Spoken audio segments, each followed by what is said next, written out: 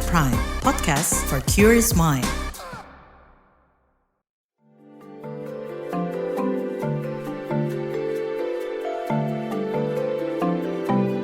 Saga, cerita tentang nama, peristiwa, dan fakta.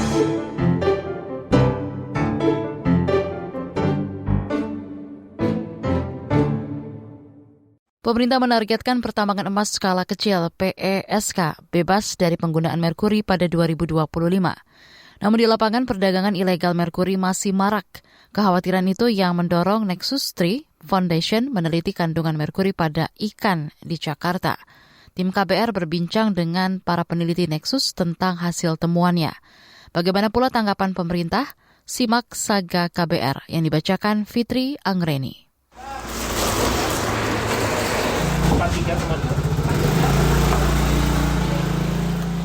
Siang nan terik di pelelangan ikan Pasar Cilincing, Jakarta Utara.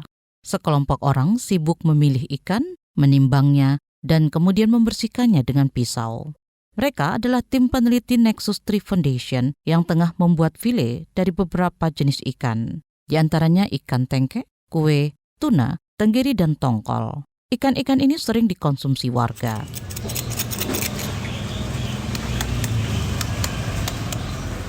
File-file ikan itu dibawa ke laboratorium untuk dites kadar merkurinya. Hasilnya agak mengkhawatirkan, terutama untuk ikan tengkek. Peneliti Nexus 3, Bonusa Huda. Ikan tengkek merupakan salah satu jenis ikan yang mempunyai kadar merkuri cukup tinggi mengingat bobotnya yang relatif kecil. Hal ini tentunya menjadi sorotan khusus karena ikan tengkek merupakan ikan yang cukup populer di kalangan masyarakat dan dapat ditemukan di online shop dengan harga yang relatif terjangkau. Ini kali pertama Nexus 3 meneliti kandungan merkuri pada ikan. Lokasinya pun baru.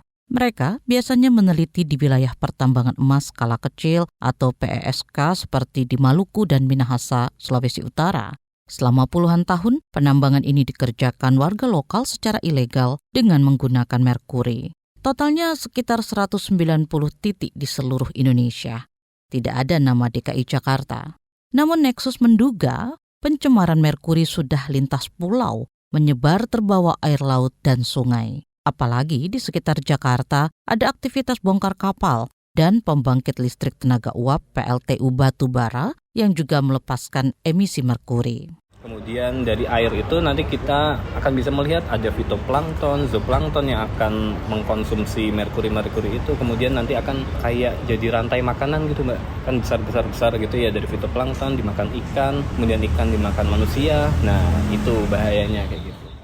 Jenis ikan yang sering dikonsumsi warga adalah predator tertinggi di kategorinya. Berarti kandungan merkurinya bisa berlipat kali ikan-ikan di bawahnya. Karena dari beberapa literatur sebelumnya ini adalah spesies-spesies ikan predator yang tentunya kalau ikan predator dia akan menjadi yang paling tinggi tingkatannya dalam rantai makanan. Jadi dia akan bisa terakumulasi merkurinya cukup tinggi di situ.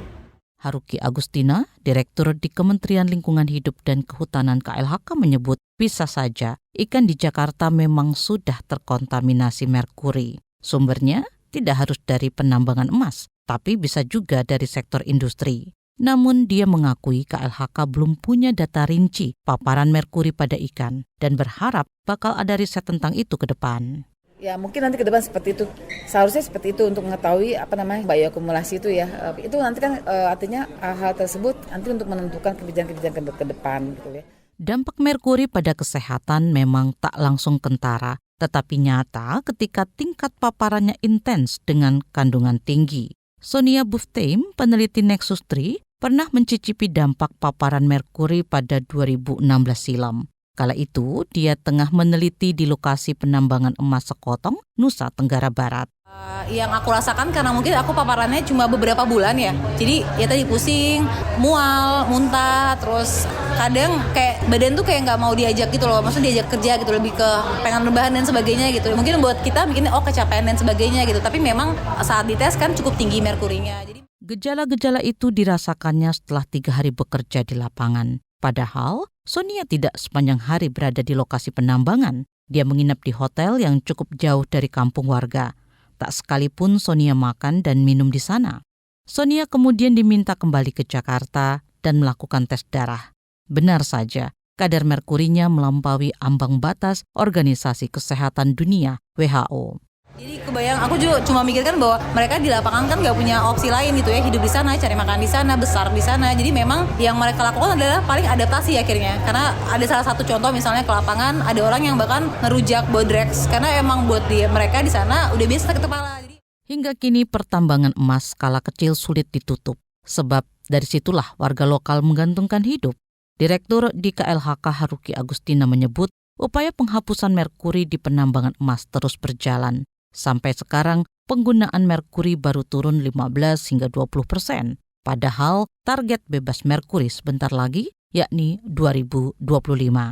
It's very tough job ini kalau bicara PSK, bahwa ada illegal trade yang kita nggak tahu dari mana gitu loh. Belum ada resep jitu menyetop perdagangan merkuri, meski sudah dilarang. Bahan berbahaya itu dengan mudah bisa diperoleh di loka pasar.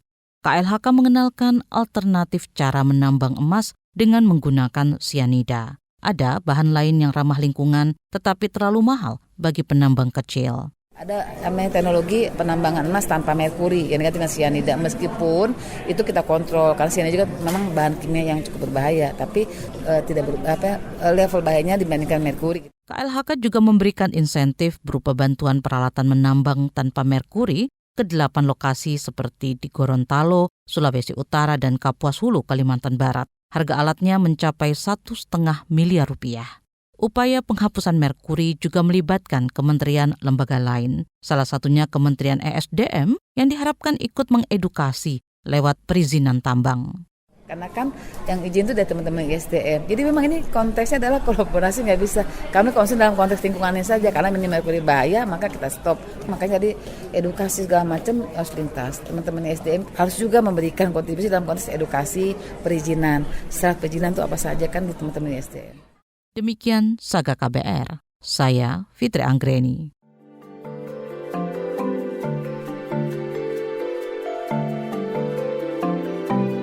Saga, cerita tentang nama, peristiwa, dan fakta.